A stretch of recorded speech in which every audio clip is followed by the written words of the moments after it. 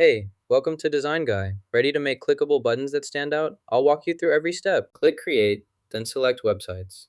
Choose Website for this tutorial, then pick a website template from the Templates tab. Select Items here, then click Apply All to update pages. Wait for the design to load, then view the completed page.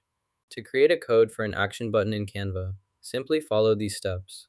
Select or delete this button first, then go to Elements and find the circular rectangle. Go to All, then search for shapes.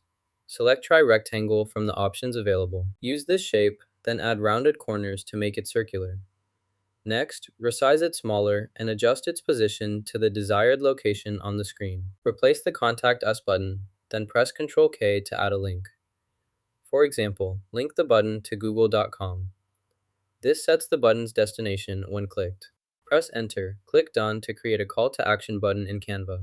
Then save your website and publish it to make the changes live. Navigate to Preview and scroll down to page 3. Locate the Contact Us section where the button is placed. Click the button to test it. If it redirects you to google.com, the button is working properly. Learn how to create a call to action button in Canva. Then download your design as a PDF standard file. Upload this to your website for signing. That's it.